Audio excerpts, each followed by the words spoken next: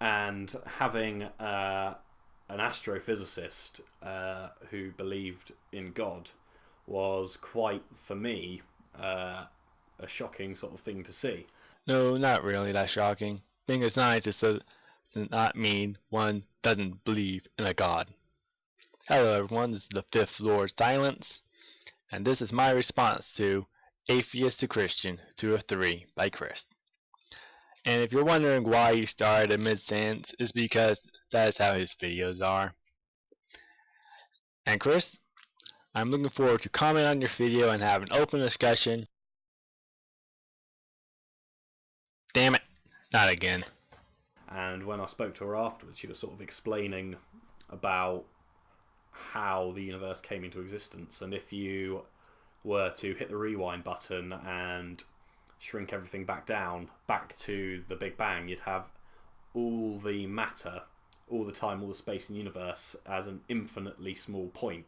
But infinity is only really a concept, like it's a number we use to solve equations, it's an idea in our minds, but physically, from a physical standpoint, infinity can't exist. You can't have something that's infinitely small. Ergo, if something is infinitely small, it must have not existed. Yet an infinite God can exist. Do you not see the problem here? And at the point of the Big Bang, that's when all of time, all of matter, and all of space was created. And it's very important that it was at that point that time and matter and space was created. So anything that came before must have been timeless, spaceless, and immaterial. And if you're timeless, do you have a beginning? I fail to see a point here.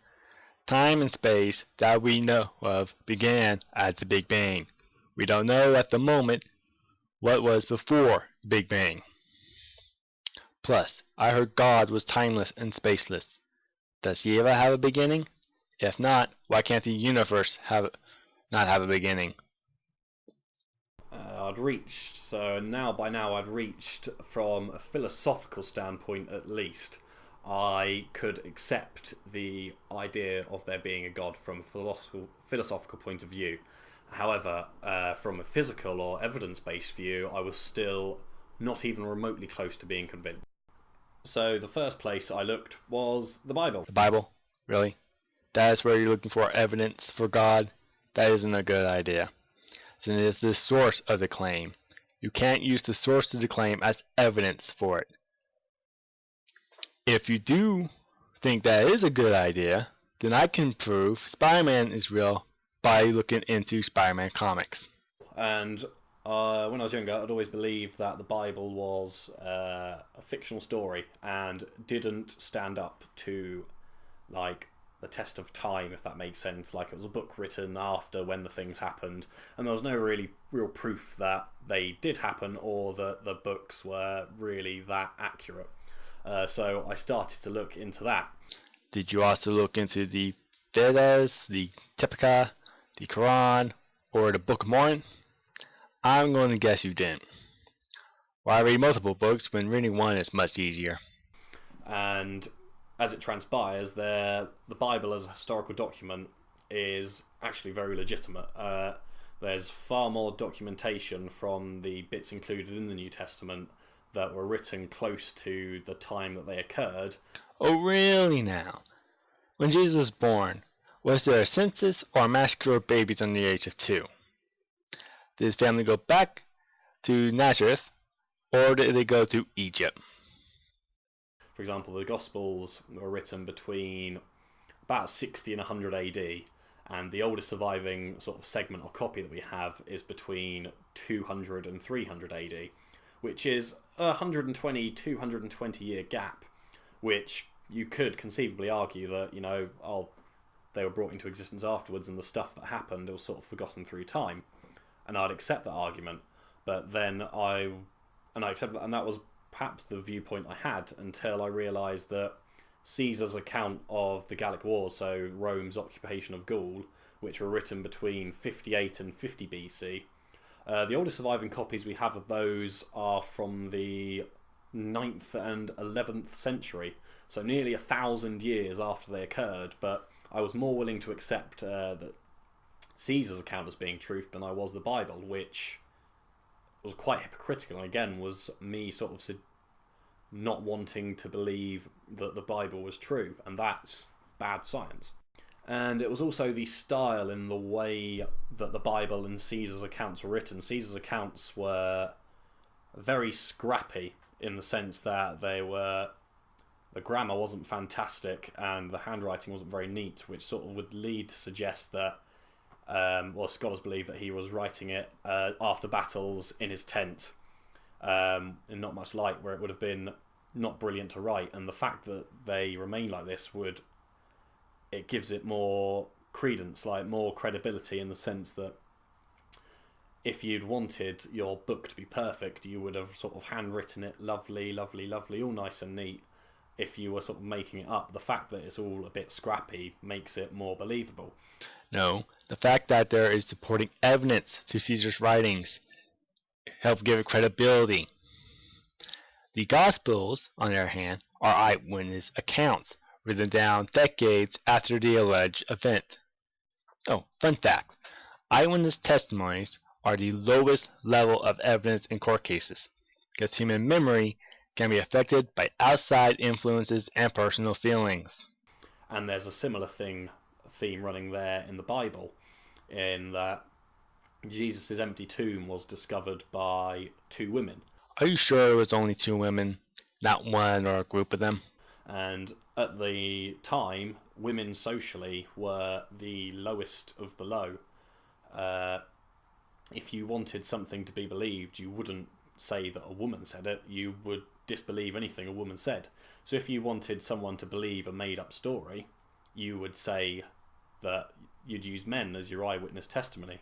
But the fact that it was women who discovered Jesus' empty tomb, to me, suggests that it's a more of an accurate eyewitness account, because it's so implausible that it makes it plausible. I think I heard his argument before. Sounded stupid then too. So that was the Bible as a historic document. I could accept it that it was legitimate in the sense that it wasn't sort of made up and it had quite a lot of credibility.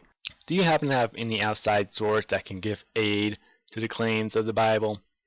I can write a book with some historical location and people and claim it's accurate, but in the end, it won't be. No supporting evidence to back it up. And the same applied to Jesus Christ. I doubted his existence as a real human, but I don't think there's a credible scholar today, theistic or atheistic, who doubts Jesus' existence as a historical human being. I feel the exact same way about Krishna, the Buddha, and Hercules. They were also real historical figures. Which, I'd accepted that Jesus was a real person, the Bible was written when people say it was written. That leads me to start questioning what happened in the Bible and whether that's true. And that gives us 3 possible explanations for what we see in the Bible. 1, Jesus is a liar. 2, Jesus is mentally ill. 3, Jesus is the Son of God. 4, he wasn't real, but like in the Hercules movie with The Rock, the stories around him grew into the myths we have now. 5, he was never real. So you see, Chris, there are more than 3 possibilities. There may be even more possibilities. So viewers, if you can think of some, you know what to do. So we start with number 1, Jesus is a liar. That doesn't explain the lack of the body in Jesus' tomb. Grave robbers. You could say, A, Jesus' body was in the tomb, in which case, Jesus' body was in the tomb and the disciples just made it up. In which case, why did the Romans or Gentiles of the time not produce Jesus' body if they had it? The disciples took the body, or another party did. Remember, the grave robbers? Which means Jesus' body must not have been in the tomb. Okay, in which case, the disciples took the body. So you did think about the disciples. And then made up all these stories about Jesus because they realised sort of they'd been hoodwinked and Jesus has been lying all this time and they wanted to save face. Or they were in on the lie. Well, all of the disciples, barring one, I think, were executed for their beliefs. Yeah, they died after the whole missing body incident. Plus, remember all those people who listened to Jesus and followed him that weren't disciples? They might have something to do with it as well. So if they knew it not to be true and they knew that they were perpetuating a lie, why didn't one of them, before they were crucified, say, yeah, sorry, we're making the whole thing up?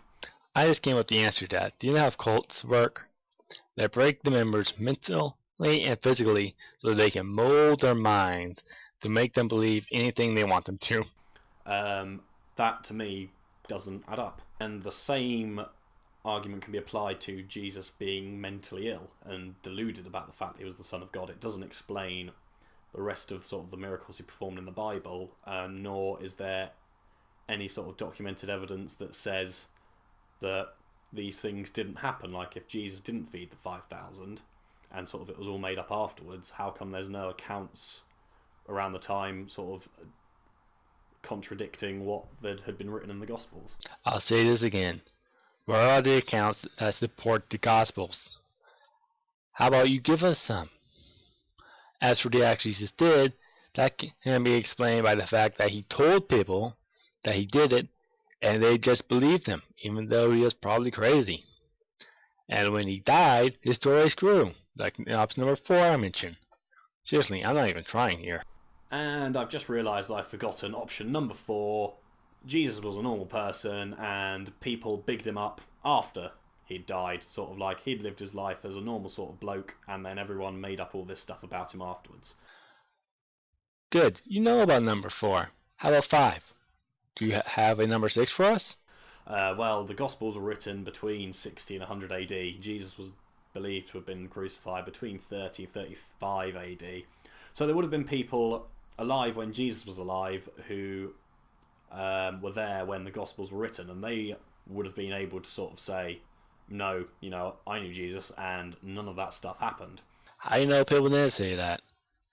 People prefer fictional stories than real life ones, generally speaking, so they would have discarded those people or harassed them till they agreed to what was being written down. Then there's the fact that human memory is useless for such things. And the fact that there was no sort of contradictory accounts arising. You say 0 contradictions. Okay. If that's what you want to believe. Just one more time, can you tell me what were the events leading up to and after Jesus' birth?